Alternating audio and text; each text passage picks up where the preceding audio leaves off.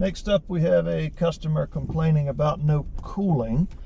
They said their heating worked over the winter, and then when they tried the AC, the outdoor fan did not come on. So not entirely sure whether that means the compressor is coming on or not.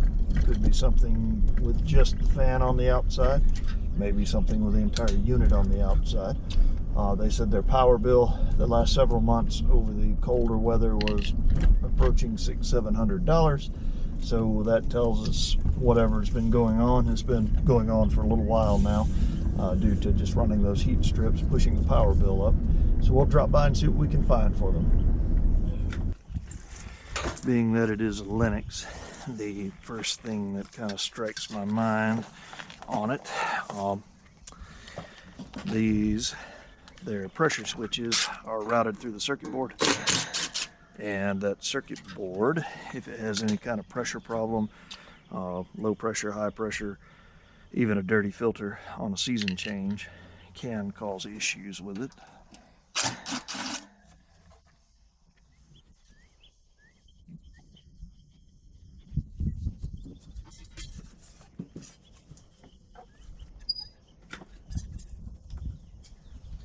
So first thing we see, I don't know if you can make that out as bright as it is, but we've got one red light and no green light. If we go to our board diagnostics, we'll find that the green light is off, red light is on, so that's a low pressure lockout. So let's grab our gauges and see if we are actually low on pressure.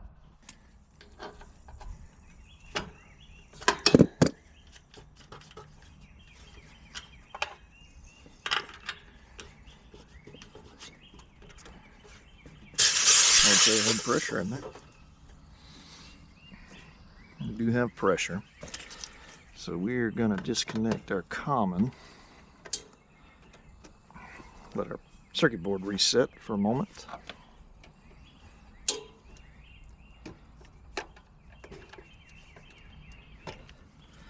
Now, you can see we're cycling between red and green.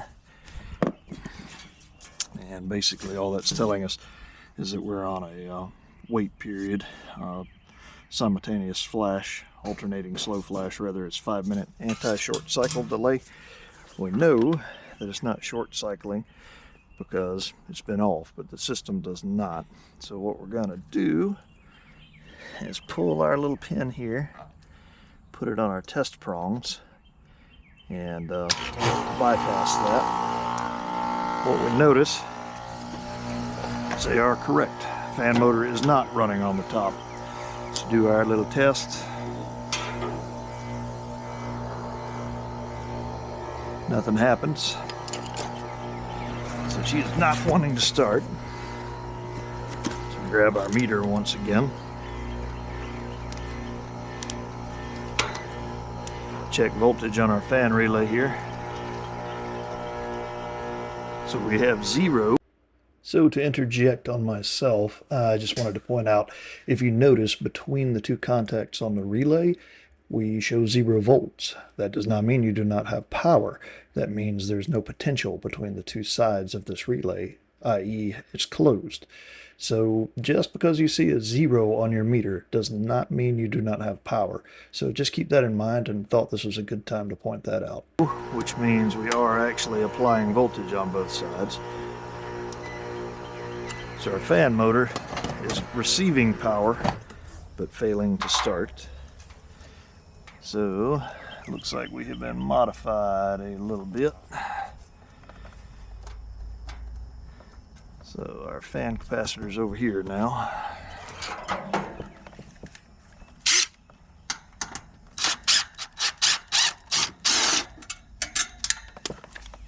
You'll immediately lose a screw.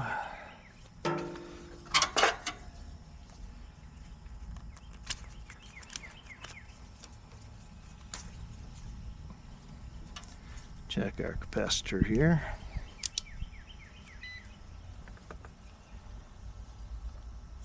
So we're looking for a 5 UF.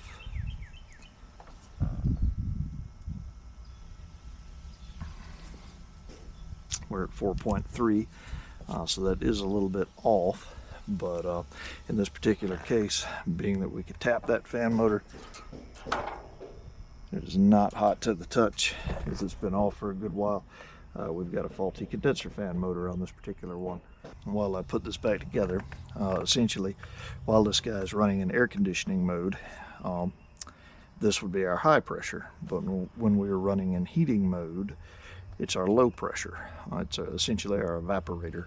So as our pressures dropped while it was trying to be an evaporator, they got low enough to set off the low pressure switch.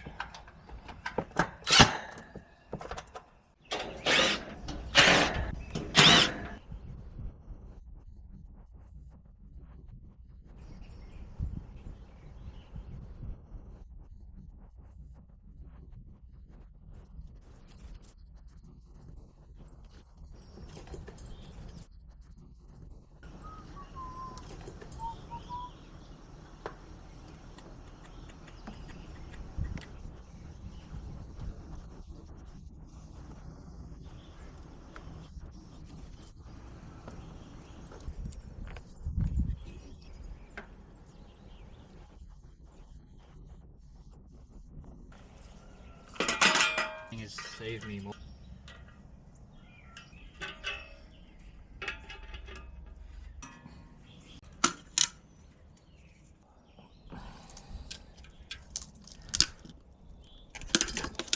There you go, damaging the rust protection.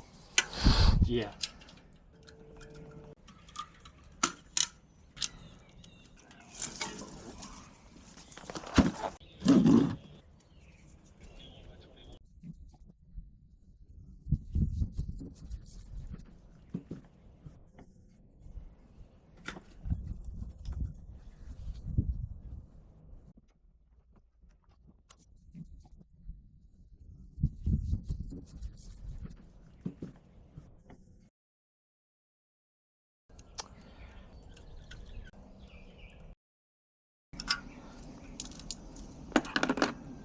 I guess since you're standing right there, I'll put everything back how it was. I'll just leave that one out so you know. Regardless. I really wish I could get good at just looking at like the blade and figuring out which way the motor is going to turn. Because I know it's supposed to scoop. You know that your shaft is going through here. Yep. So if it's scooping, which direction would that fan blade be? Be going that way. So what would that be from your lead end? That's where I get confused. So my lead end's this that's your lead end. So looking down, that'd be. So clockwise would be that way. So if you're spinning that way. Yeah, it'd be counterclockwise. So it'd be counterclockwise from your lead end. Which counterclockwise, yellow to yellow, purple to purple. All right, you better be right.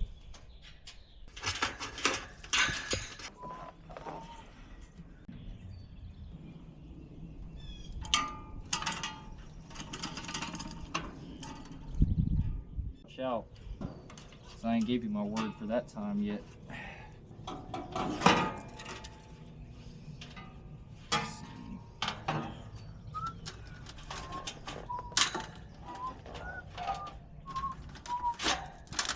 Keep resisting the urge to reach up and grab it. Browns are going to be our capacitor wires. Get one on there, and get one on chair.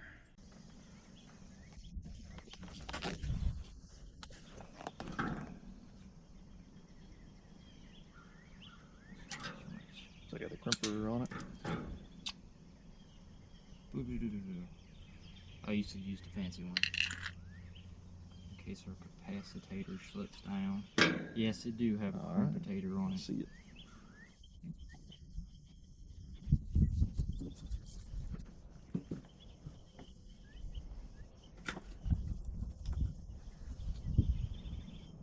But it does the trick in most cases.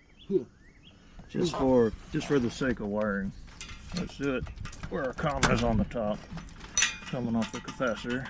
All right. That's the way the wiring diagram shows.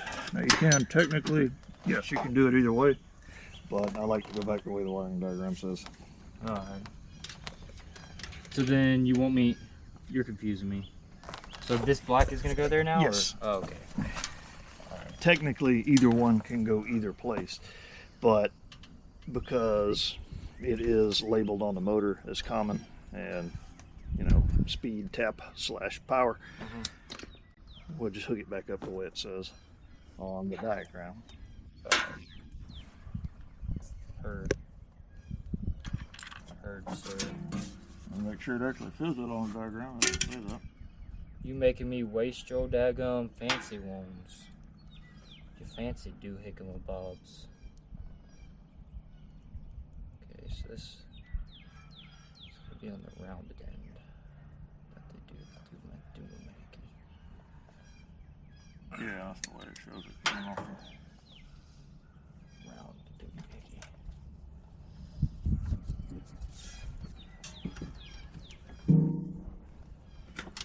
I would pull out that, yep. So you don't have a live wire.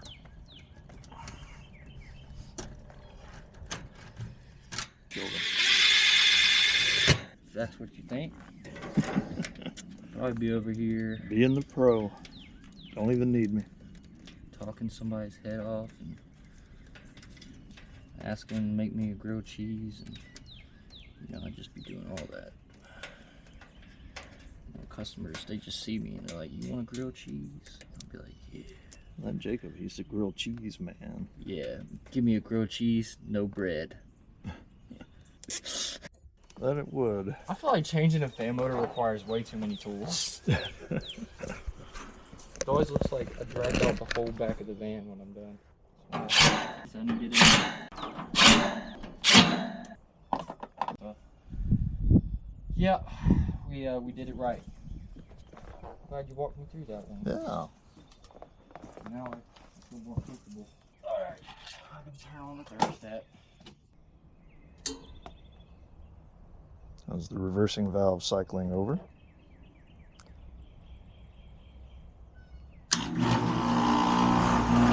There we go.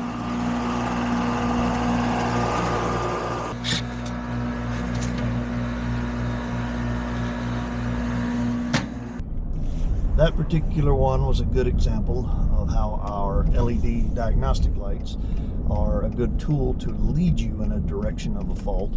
Sometimes you'll get lucky and it will be the exact fault, but this particular system was telling us a low pressure fault and locked itself out due to that low pressure. Most people would jump directly into, hey, it must be low refrigerant. In this particular case, it was a faulty fan motor. The heat pump running in heating mode essentially made that outdoor unit, or the outdoor coil at any rate, the evaporator. And with no airflow and colder outdoor ambient temperatures, our pressure would rapidly drop, at which point eventually it hit the pressure cutoff for the safety switch, shut the unit down and locked it out.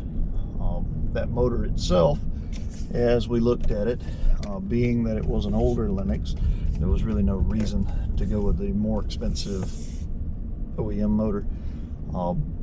So it's a good opportunity to show Jacob how to replace a non-OEM motor with a general replacement. The good things about the OEM motors, they come with the same wires, motor shaft rotation is the same. It's basically plug and play. Look at your diagram, it's exactly the same, or look at your old motor and just plug the wires back in where they came out of. The general replacement motors, on the other hand, are a little different in that they don't necessarily know what rotation you need, so they either have a plug or some wires you can reverse to make it be either counterclockwise or clockwise from the lead end, which, if that's ever a question, the lead end is the end opposite of the shaft. So if you're looking at what would be the back of the motor, that's the direction you're looking at counterclockwise or clockwise from. This particular case, it was a reversible motor, but it was only a single horsepower. Some of the general replacement motors can be multi-horsepower, multi-speed, depending on the capacitor you put in, the speed tap you have it on, and the actual applied voltage. You end up with different horsepowers and different rotational speeds, so something to watch out for. But all in all, we got the customer taken care of. They're cooling off, and Jacob learned a little bit about replacing a non-OEM motor. So we will pull in here and move on to the next one.